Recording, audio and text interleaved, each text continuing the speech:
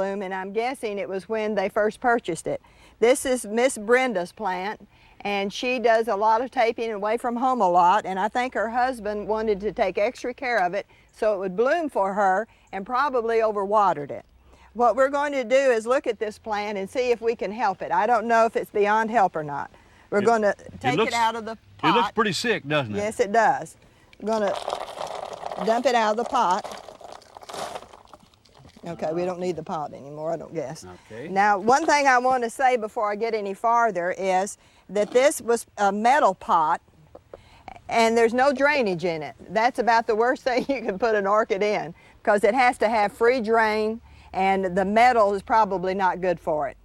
This is what you can tell looks like underneath of a plant. All of these should be healthy looking roots like this one. As you can tell, they're very limp and like overwatered. That causes the problem. Now when you repot an orchid, you have sterile scissors to cut off all of these roots that are dead. Everything that was under the roots, under the plant, is dead, as you can tell. I just broke it off on purpose, and we'll cut off all the rest of these dead roots. In fact, you can tell that this root, you see how withered it is, and it's on the end of a dead root. Right. So it needs to come off too, because there's no chance. Just prune all of that off. Just take all of that off. No. Now, there is one good thing going for this plant. It's trying to survive by one little tiny root right here. And the leaves, you see how withered they are? You can tell when you see a plant like this that there's no roots under the ground that can be absorbing water, because this really looks like a withered plant. So when you see a plant like this that's withered, you have a tendency to overwater because you think it's withered. Right. And that's not the problem. It's the worst thing to do. And this is another interesting thing that's happened to this plant. It's starting to die from the main new leaf. And when it gets like this, it's really, really in bad shape. Okay, then you're going to put it in another pot, right? Yes. Could I hold this and you could get the pot? Okay. Now we're going to see what size pot it looks like it should go in. There's several different sizes here.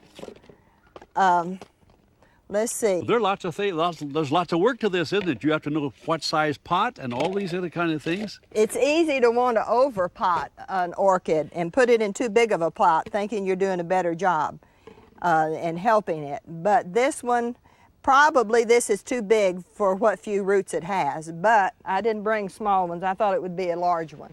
Now, I used to plant my orchids all in cypress mulch or in coconut husk. But I've come up with something that's different, that has just been around about 10 years, that I think is much better. This material? Yes. What it is it's clay, and I don't know how they process it, but they fire it, and it makes they make it in different shapes. It's almost like a ceramic, isn't it? Yes. Now there's some out on the market that are like they're all round, look like marbles, and it's made out of clay, but it doesn't wick the water up as well. What you need to have is water in the bottom. You see where the holes are down here, about an inch from the top, the bottom, and the water will stand from here down. Well, when this little tiny root, if this plant survives, gets down there, then it will make a decision of how much moisture to take up. Until then, we need this rock to be able to wick the moisture up. Now, one thing we didn't do, so we will probably not be able to get this in there. What I should have done and completely forgot to is this needs to be soaked in water so that the roots are limber. Mm-hmm. And then we could put it in the container. But the way it is now, we're not going to be able to get them in there unless we break them, because they're not. Okay. But what you do is you just set it down in there and have the top about where it was growing, and then add the rock in, and then water it. And you can water it every day. There's no way to overwater. You left the orchid make a decision of how much water it wants to take in, yes. Like if you keep the water level up to here. Okay. Boys and girls, now you have learned something new today about how to repot an orchid. Learn something new about what Jesus made for us if we follow what these plants need they will flourish. So, as always, Ranger Jim saying, don't forget to tell Jesus that you love him, because he really does love you.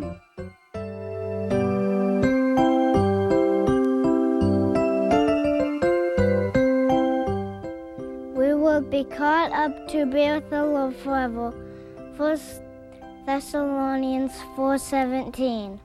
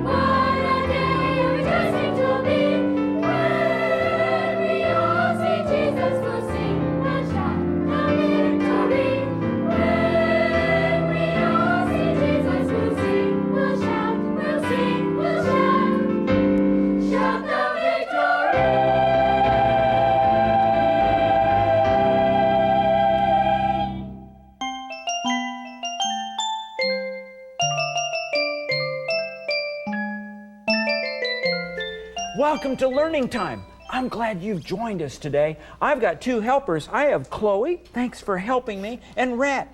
We're going to do an experiment with air. Now, we've talked about air a little bit already, but you know, air is really important. Without air, we can't breathe, and air is something that we can see, right? Yeah. No, we can't see air at all because it's transparent, but sometimes we can see pollution in the air. Have you ever seen smoke or dust in the air? Yeah. Oh, yeah, that's not a good thing that we want in the air at all. Now, I want you to put your hands out because we're going to see if we can't feel how heavy that air is. Is the air heavy? No. Doesn't feel heavy at all, but you know what? We're going to find out that the air is pretty heavy and it presses on us. Not only does it press down on us, it presses us from the side and all around our body, Red. It's just pressing all of the time. I have some air cups. Sometimes people call these suction cups, but they're really air cups. And I'm going to give one to Chloe. She's going to put that on her 2 fingers and one to Rhett and put that on your hand. Now they're going to take and they're going to make those 2 cups come together. We're going to try to take all of the air out in between those air cups. So let's try that. Here we go. Put them right together. We're going to match them up just like this. We're going to squeeze the air out. If we remove all of the air, that means the air pressure is going to be pushing on this side and that side and up and down and all over. They're going to see if they can pull those 2 air cups apart. Do you think they can? Yeah. Well, go ahead and just try to pull those apart, would you? Whoa. Was that hard? No. Yes. No, well, you had to jerk and pull. Well, that's okay because, you know, we just had about 2.5 inches of surface area right here. But what would happen if we had bigger air cups? Well, that would mean that we would have more air pressure pushing them together. I happen to have 2 larger ones. Are you ready to try that? Yes. Well, no problem. And they're just sitting right here. Look how much bigger they are. So I want to hand that to you. You can grab this one right here. We're going to put those together, and then I'm going to try to help you force that air right out. So we're going to squish this together, try to get rid of that air. Now, they're going to pull and tug as hard as they can. Go ahead, and let's see if we can get those apart. And they're pulling, and whoa, that's interesting. Well, you know, maybe we didn't have them together tight enough. We're going to make sure we get all of the air out this time. So I'm going to squish those down, just like that. Let's try it one more time. Here we go. Let's see if we can do a better job this time. Go ahead, pull. and tug and pull and tug. It looks like they're having a tug of war, isn't it? Whoa, that air pressure is holding those together. Now hold it, just like that. Now I'm going to let some air in between those two cups so that we don't have the air pressure holding them together. Now tug a little bit, tug a little bit, tug a little bit, and we're going, whoa, just letting a little air in there, it just reduces the air pressure. Isn't that interesting? Oh, I think it's really interesting. But you and I need air pressure. We're around air pressure all day long, but we don't feel it. You know why we don't feel the air pressure around us? Well, I know why. It's because God created the human being. He created us so that we could take all of that pressure, and we just don't notice it all day long. Remember, when we learn about science, we learn more about our Creator, God.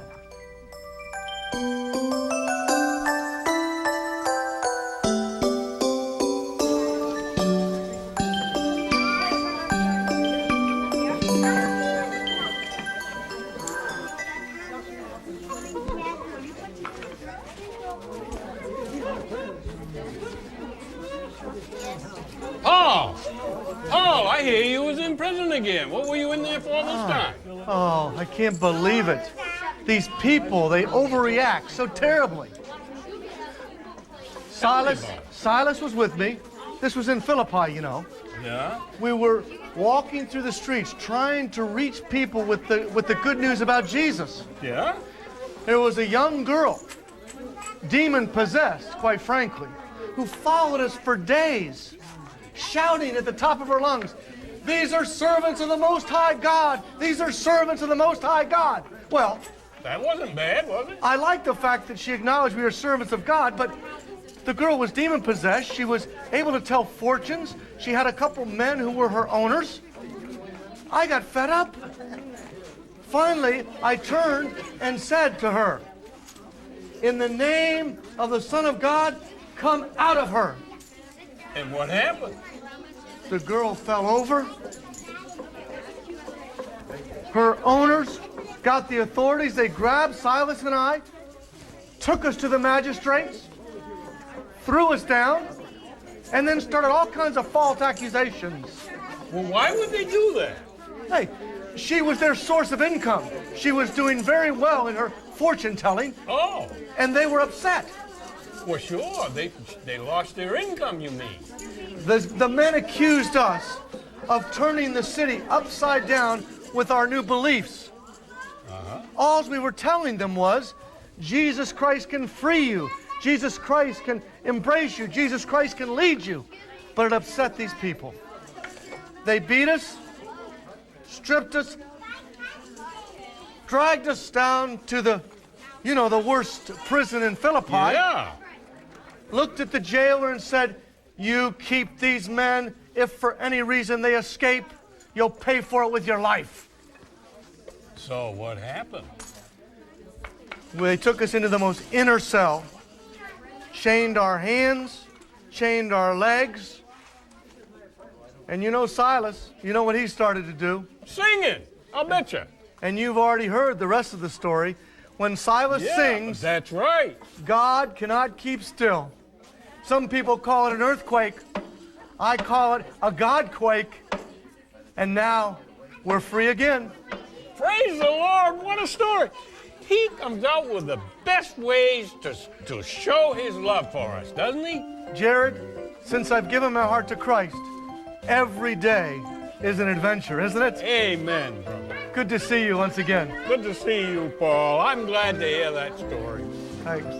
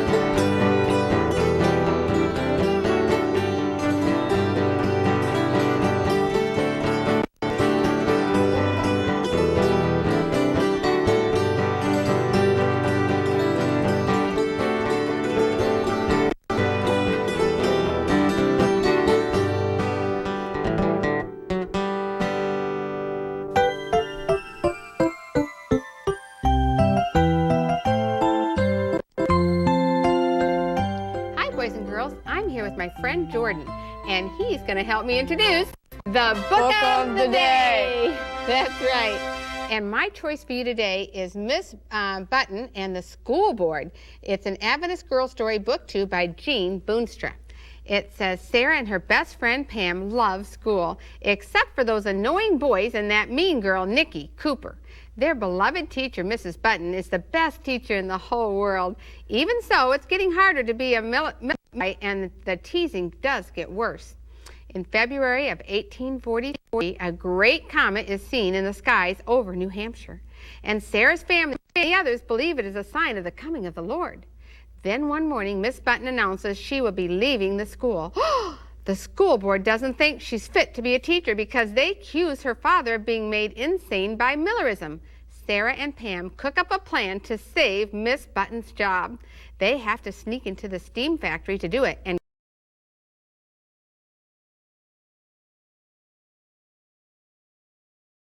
convince Mr. Lawson to argue their teacher's case. Will their plan work? You're going to have to read the book and see. What do you think, Jordan? I think it will. You do? Well, we'll have to wait and see, won't we? Well, I'm happy that you're here, Jordan. And you know what? I get lots of cards and letters and emails. And you know what else? What? Phone calls. And right now we have someone on the phone. We have Heidi. Hi, Heidi. Hi, Miss Brenda. Well, Heidi, I'm so glad you joined us on Kids Time today. Can